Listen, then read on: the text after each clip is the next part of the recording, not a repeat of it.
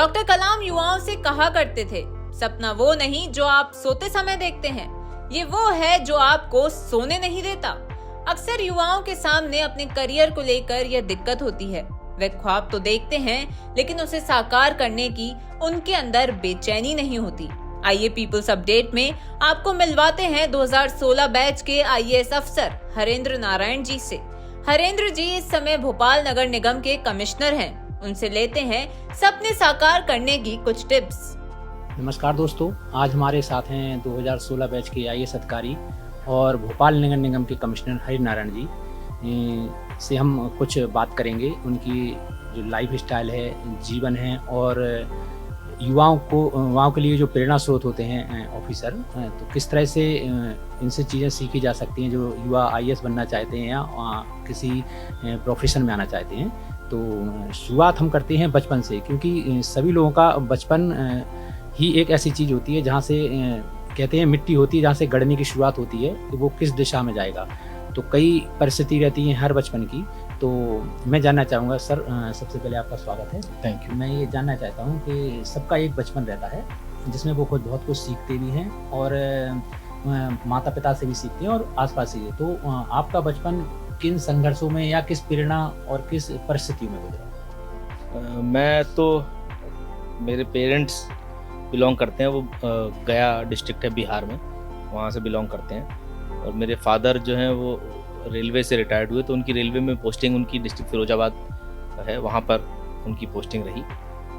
तो वहीं पे मेरा पूरा जो बचपन बीता और पूरा पढ़ाई वढ़ाई सब वहीं पे हुई। मैं रेलवे स्कूल में पढ़ता था और हिंदी मीडियम का स्कूल था। और मतलब मैं ये तो नहीं कहूँगा कि बचपन मेरा मतलब बहुत संघर्षों में बीता, क्योंकि फादर मेरे क्योंकि सरकारी नौकरी में थे, तो एक हम लोग जो रेलवे कॉलोनी में रहते थे, तो जो बेसिक सुविधाएं होती हैं वो सब अवेलेबल वहाँ पे हो जाती हैं। वहाँ पे स्कूल की सुविधा हो या मेडिकल फैसिलिटी की सुविधा हो, हर तरह की सुविधाएं वहाँ पे रेलवे की तरफ से ही प्रोवाइड हो जाती थी। और साथ में मेरे वहाँ पे मतलब बचपन के काफ़ी सारे दोस्त थे, तो उनके साथ काफ़ी मतलब दोस्तों के साथ मतलब कभी ऐसा लगता ही नहीं है कि आप कभी संघर्ष कर रहे हैं। तो आपका चाहे अच्छा समय हो या ख़राब समय हो, दोस्तों के साथ मतलब वो सारा समय अच्छा ही लगता है। तो मतलब मैं उस मामले में अपने आप को मैं फॉर्चुनेट समझता हूँ कि बचपन से ही काफ़ी सारे मतलब अच्छे दोस्त रहे, जिनके साथ बिल्कुल कभी मतलब चैलेंजेस का बहुत ज़्यादा एहसास नहीं हुआ और आराम से वो समय बहुत अच्छा बीता मेरा। सबसे पहला वो व्यक्ति जिससे कभी बातचीत से या प्रेरणा से लगाओ कि हमको एक प्रोफेशन, खासकर जो पब्लिक प्रोफेशन है उसमें आना है और लोगों के लिए कुछ करना है, ये क्लिक करता है? नहीं, ऐसा क्लिक करने वाला मेरे साथ ऐसा अनुभव मुझे याद नहीं है कि ऐसा कभी ये मैंने सोचा हो कि नहीं मुझे पब्लिक सर्विस में जाना है या सरकारी नौकरी ही करनी है। बट ये ज़रूर था कि हम लोग क्योंकि एक टाउनशिप में ऐसे रहते हैं, तो वहाँ पे सारे लोग सब बहुत सारे स्टूडेंट मतलब सारे बच्चे एक साथ पढ़ रहे हैं, तो सभी का एक रहता है कि हमारे स्कूल से एक 95 बैच के आईएएस ऑफिसर उसी छोटे टाउन से निकले थे, वो यूपी काडर में हैं। तो उनके बारे में पता चला था, हम लोग बहुत छोटे थे, कि वो आईएएस बन गए हैं।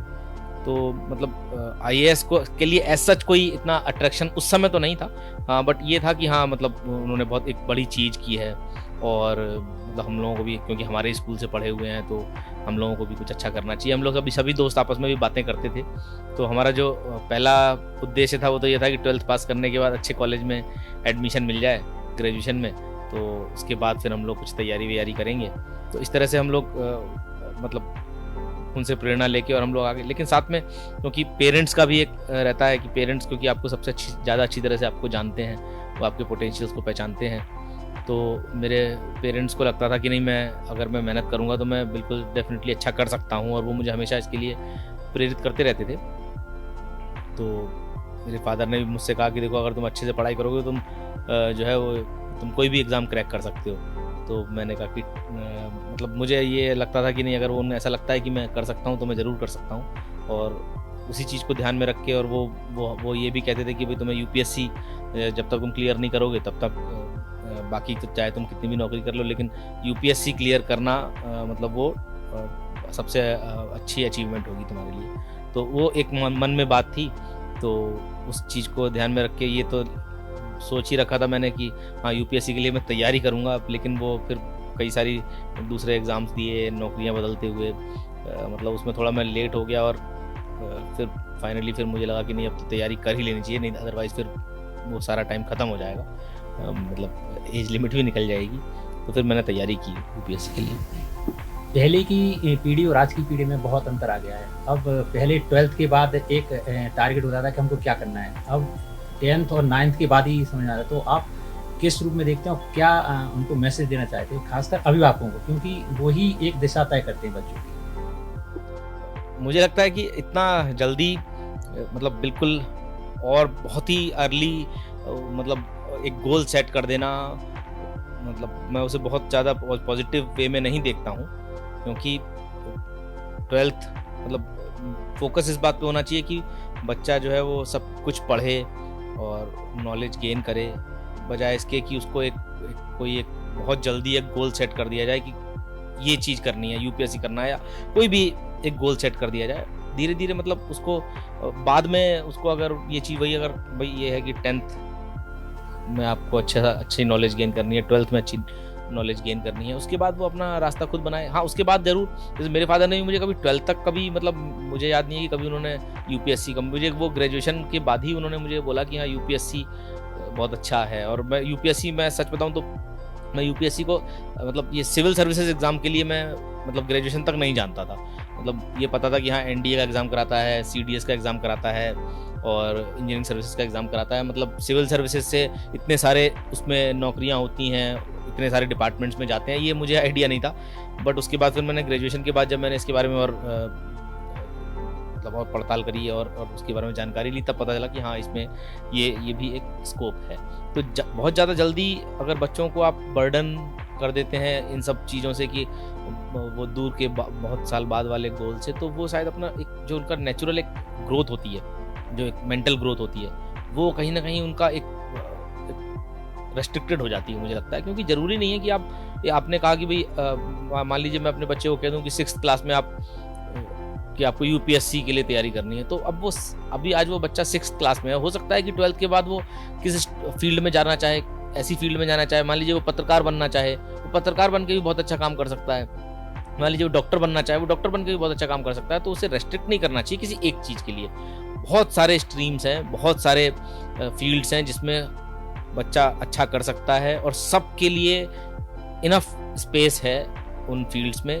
तो इसलिए किसी एक जगह पे उसको बांध के रखना ठीक नहीं है, उसको ऑर्गेनिक वे में नेचुरली उसको ग्रो करने देना चाहिए। तो अभिभावकों से बस मैं यही मेरा एक रहता है, मतलब जो मुझे सामने से भी मिलते हैं, कि उनको ये जरूर उनको प्रेरित करना चाहिए कि आप पढ़ें, आप बुक्स पढ़ें। आपको अगर सिलेबस की बुक्स अच्छी नहीं लग रही तो आप कहानी की किताबें पढ़ो, आप जनरल नॉलेज की किताबें पढ़ो, पढ़ने की हैबिट बस हो। ये नहीं कि आप मैथ्स पढ़ो या आप साइंस पढ़ो या आप कोई स्पेसिफिक कुछ पढ़ो, लेकिन मतलब कुछ भी पढ़ने का एक हैबिट होगी तो वो डेफिनेटली लाइफ में अच्छा करेगा। यूपीएससी एग्जाम पर फिल्म आई थी 12th फेल, जिसमें ये दिखाया कितना उसमें स्ट्रगल करके वो यूपीएससी एग्जाम क्लियर करता है। तो वाकई इतना टफ होता है या इस तरह की चीज़ें मैनेज किया जा सकती है ताकि वो चीज़ सरल रहे, क्योंकि बहुत टफ मानते हैं कई बार एग्जाम। तो आपको क्या लगता है? मैंने मतलब एक्चुअली मैंने फिल्म तो वो नहीं देखी है, लेकिन मुझे लगता है कि कोई भी एग्ज़ाम हो, सब एग्ज़ाम्स का पैटर्न अलग अलग होता है, डिफाइंड सिलेबस भी होता है। यूपीएससी का सिलेबस भी डिफाइंड है, बट एक ज़रूर इसमें ये जो एग्ज़ाम होता है, क्योंकि जनरल स्टडीज़ होता है, उसके 4 पेपर होते हैं। जनरल स्टडीज़ में ये आपको ये एक्सपेक्टेशन आपसे रहती है कि आपको ज़्यादातर चीज़ें आपको पता होनी चाहिए, यानी कि आपको कोई एक सब्जेक्ट बहुत अच्छा आपका तैयार ना हो, लेकिन आपको सभी चीज़ों के बारे में थोड़ी थोड़ी नॉलेज। तो इसलिए मैंने बोला कि आपको किताब पढ़ने की अगर हैबिट होगी, इवन न्यूज़पेपर पढ़ने की अगर हैबिट होगी, तो आपको कुछ ना कुछ वो आप नॉलेज गेन करते रहेंगे, आपके दिमाग में आपकी वो उस इंफॉर्मेशन आपका फ्लो बना रहेगा। तो इंफॉर्मेशन फ्लो बना रहे, ये यूपीएससी की सबसे बड़ी रिक्वायरमेंट है। और चैलेंजेस मतलब हर एग्ज़ाम ही चैलेंजिंग होता है, मैं तो ये मानता हूँ, और यूपीएससी भी उनमें से एक है। लेकिन सबका अपना अलग तरीका होता है, अपना मतलब पढ़ाई करने का उसमें सबका अलग तरीका होता है, सबका अलग उसमें सिलेबस होता है, और जब आप खुद से उसको ट्राई करते हैं तब आप उसके बारीकियों को जानते हैं कि इसमें क्या पढ़ना चाहिए, मुझे किस तरह से तैयारी करनी चाहिए। इस इंतजार में नहीं रहना चाहिए कि कोई एक ऐसा मार्गदर्शक मिलेगा जो कुछ ऐसा बता देगा जिससे कि मैं कुछ किताबों को पढ़ के और मैं एग्ज़ाम क्लियर कर लूँगा। ऐसा जनरली नहीं होता है। किसी के साथ बहुत भाग्यशाली हो कोई और किसी के साथ ऐसा हो गया हो तो बहुत अच्छी बात है, लेकिन मुझे ऐसा लगता है कि अपना मार्गदर्शक आपको खुद ही बनना पड़ता है। आपको अपने जो आपके अंदर कमियां हैं या जो आपकी लिमिटेशंस हैं, जो आपकी स्ट्रेंथ्स हैं, वो आपको खुद जाननी पड़ती हैं। खुद आपको कई सारी किताबें देखकर और उसमें क्या पढ़ना चाहिए, क्या छोड़ना चाहिए, ये सारा खुद ही आपको डिसाइड करना पड़ता है। उसके बाद ही आप जो है ये आप पक्का कर सकते हैं कि हाँ अब मैं इनफ मेरे पास नॉलेज है और मुझे आगे मतलब मैं यूपीएससी में मुझे जाना चाहिए। तो मेरा कहने का मतलब है कि जो भी युवा तैयारी कर रहे हैं उनको अपनी स्ट्रेंथ्स और अपनी वीकनेसेस खुद जाननी पड़ेंगी और उसके लिए उनको बहुत टाइम देना पड़ेगा उन किताबों के ऊपर। भोपाल नगर निगम एक बहुत महत्वपूर्ण पोस्ट है, नगर निगम में कमिश्नर। तो भोपाल को स्मार्ट सिटी के तौर पर लगातार डेवलप किया जा रहा है, तो ऐसी क्या चीज़ें जो आप चाहते हैं कि जब तक हम यहाँ हैं तो भोपाल एक आइडियल पोजीशन पहुँचे, वो क्या आइडिया है आपको? मेरा एक ये मैं सोचता हूँ कि एक तो भोपाल में स्वच्छता के मामले में नंबर 1 बने, ये मेरा सपना है कि उसके लिए हम लगातार काम भी कर रहे हैं। अभी नंबर 5 पे है भोपाल पूरे देश में और राजधानियों में नंबर 1 पे है, पर मैं चाहता हूँ कि शहरों में नंबर 1 पे रहे। दूसरा, यहाँ पर जो बहुत सारे लोग झुग्गी में रहते हैं, तो एक मेरा दूसरा एक ये है कि एक हम कुछ ना कुछ ऐसा करें कि जिससे कि झुग्गी से लोगों को हटा के और हम उनको पक्के घरों में, जैसा प्रधानमंत्री आवास योजना के अंतर्गत हमारे यहाँ घर बन रहे हैं, काफ़ी सारे लोगों को झुग्गी से बाहर निकाला भी गया है और उनको पक्के घर भी उपलब्ध कराए गए हैं। कई बार ऐसा होता है कि जहाँ पर हम अपने घर बनाते हैं वहाँ पे रोज़गार की कुछ उतने एवेन्यूज़ नहीं मिलते हैं, तो लोग झुग्गी से निकल के और उस जगह पे प्रधानमंत्री आवास में जाने में हिचकिचाते हैं। तो हम चाहते हैं कि कुछ इस तरह का हम प्रयास कर पाएँ जिससे कि लोगों को जहाँ पर वो रहते हैं वहीं पे कुछ आवास उनको उपलब्ध हो सकें। इसके बारे में हम जरूर प्रयास कर रहे हैं। कुछ जनरल सवाल के, इतनी व्यस्तताओं के बीच आपके शौक क्या हैं और आप किस तरह से खुद को एनर्जेटिक बनाए रखते हैं? नगर निगम में आने के बाद तो स्पेशली मतलब यहाँ पे जितने सारे मतलब बहुत ज़्यादा टाइम तो देना ही पड़ता है और एनर्जेटिक बनाए रखने के लिए फैमिली के साथ कुछ समय बिताते हैं, दोस्तों से भी बातें कर लेते हैं और कुछ किताबें पढ़ लेते हैं। तो उससे मतलब जो भी एनर्जी है वो हम भले कितने भी घंटे काम करें तो वो हमें फिर से मिल जाती है। कभी किचन वगैरह में शौक रहा हो खाने का या कुछ और तरह से इस तरह का कोई? नहीं, किचन का ऐसा मुझे बहुत ज़्यादा शौक नहीं रहा। मजबूरी में जब मैं अकेला रहता था तो मजबूरी में ज़रूर मैं बना लेता था, लेकिन अब तो नहीं टाइम मिल पाता है। तो मुझे याद नहीं कि लास्ट टाइम मैं मतलब किचन में कब गया था। हमारे साथ थे नगर निगम के कमिश्नर हरिनारायण जी। तो आपने सुना उनको और जो उन्होंने कहा कई मोटिवेट करने वाली बातें हैं बच्चों के लिए भी और पेरेंट्स के लिए भी, तो आप उनसे बहुत कुछ सीख सकते हैं। तो दोस्तों, आपको ये इंटरव्यू कैसा लगा कमेंट बॉक्स में अवश्य बताएं। न फेक न लेट, देखते रहिए पीपल्स अपडेट।